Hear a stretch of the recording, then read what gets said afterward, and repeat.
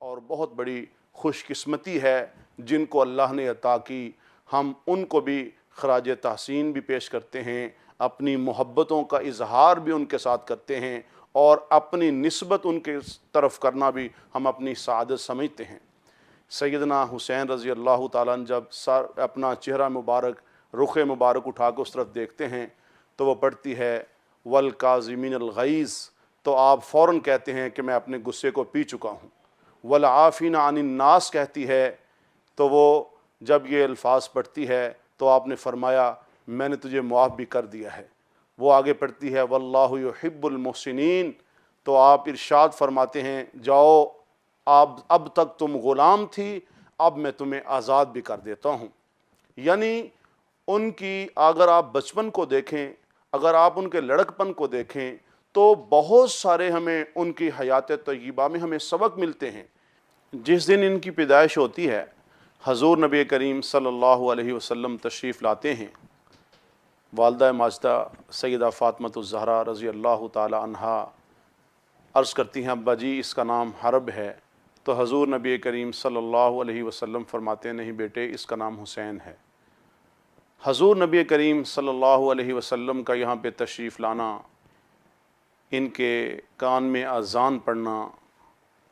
ان کا نام رکھنا، اپنا لعاب ان کے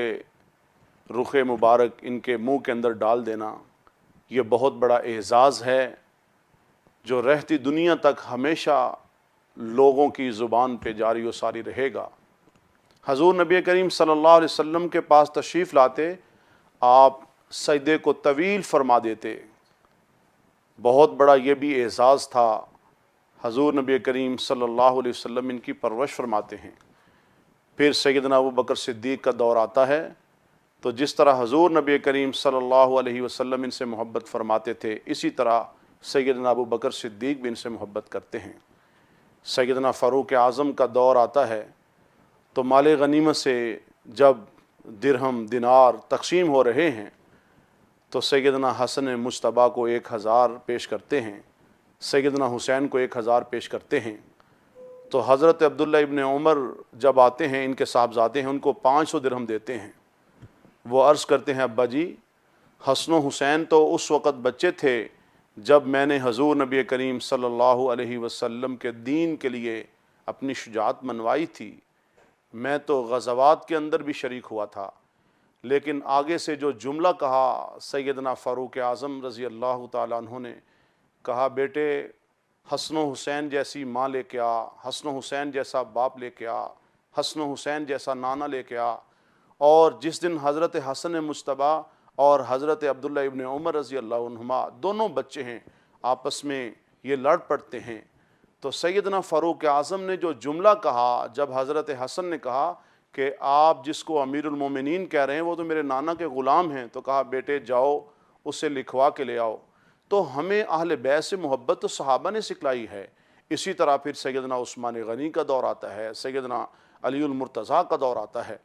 تو حضور نبی کریم صلی اللہ علیہ وسلم نے ارشاد فرمایا من احب الحسن والحسین فقد احبنی، جس نے حسن و حسین سے محبت کی گویا میرے ساتھ اس نے محبت کی، ومن ابغضہما فقد ابغضنی، جو ان سے بغض رکھتا ہے وہ میرے ساتھ بغض رکھتا ہے، ہما ریحانتا یا من الدنیا، یہ میرے دنیا کے پھول ہیں، سیدہ شباب اہل الجنہ، جنت کے نوجوانوں کے سردار ہیں، اور فرمایا حسین منی وانا من الحسین، میں حسین سے ہوں حسین مجھ سے ہیں۔ یہ وہ میسج تھے، یہ وہ پیغام تھے جو حضور صلی اللہ علیہ وسلم نے اپنی امت کو دے دیے، ہمیشہ حسن سے محبت کرنا، ہمیشہ حسین سے محبت کرنا، ہمیشہ حسنی کردار کو اپنانا، ہمیشہ حسینی کردار کو اپنانا۔ اور میں اکثر کہا کرتا ہوں اس امت کا وہ مظلوم شخص جس کو حضرت حسن مجتبیٰ کہا جاتا ہے، امت کو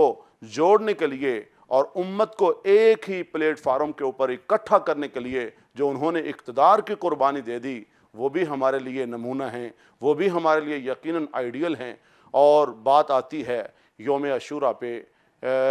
کربلا کی شہادتوں کی، میں ایک میسج اور پیغام دینا چاہتا ہوں۔ حضرت علی المرتضیٰ نے جن کو اقتدار کے قابل سمجھا ان کے ہاتھ کے اوپر بیعت کر لی، سیدنا ابو بکر صدیق، سیدنا فاروق اعظم، سیدنا عثمان اور سیدنا حسین نے جس کو اقتدار کے قابل نہیں سمجھا اس کی بیعت سے انکار کر دیا، اور سیدنا حسین رضی اللہ تعالیٰ عنہ کا یہ جو کردار ہے کہ جس کو اقتدار کے قابل نہیں سمجھتے اور جس نظام کو درست نہیں سمجھتے، اس اقتدار کے خلاف اور اس نظام کے خلاف وہ میدان کے اندر آ جاتے ہیں۔ اور جہاں تک بات ہے اہل کوفہ کی، اہل کوفہ کا ظلم یہ کوئی نیا ظلم نہیں ہے، یہ ان کی کوئی نئی داستان نہیں ہے، بلکہ کوفہ کی جامع مسجد کے اندر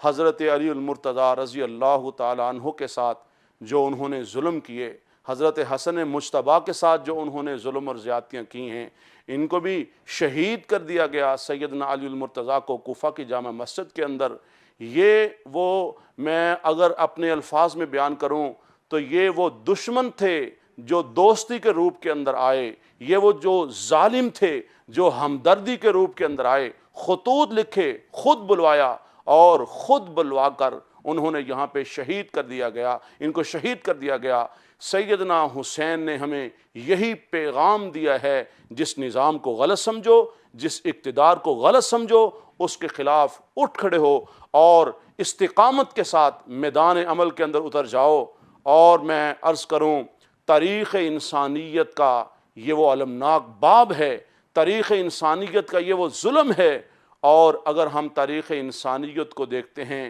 ایسی درد مندانہ جو شہادت ہے، صرف اپنی ہی جان پیش نہیں کی، صرف اور صرف اپنی جان پیش نہیں کی بلکہ اپنے اہل و عیال کو بھی پیش کر دیا، اپنی جان کی قربانی دے دی، اپنے اہل و عیال کی قربانی دے دی، اور ہمیں بتا دیا کہ جو جس رائے کو اور جس نقطۂ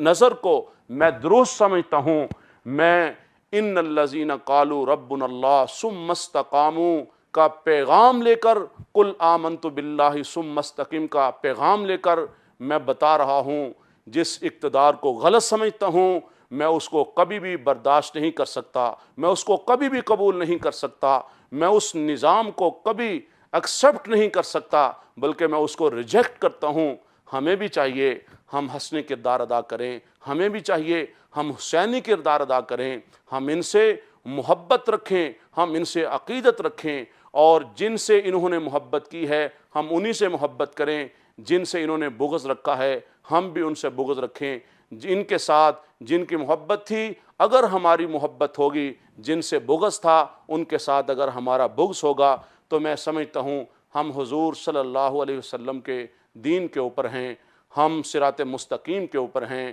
اور ہمیں قیامت والے دن سیدنا حسین کے نانا کی شفاعت ملے گی۔ اللہ مجھے صحابہ اہل بیت سے محبت، عقیدت، احترام کے ساتھ ان کی جو زندگیاں ہیں ان کو آئیڈیل سمجھتے ہوئے اللہ تعالیٰ مجھے زندگی گزارنے کی توفیق نصیب فرمائے۔ وما علینا الا البلاغ۔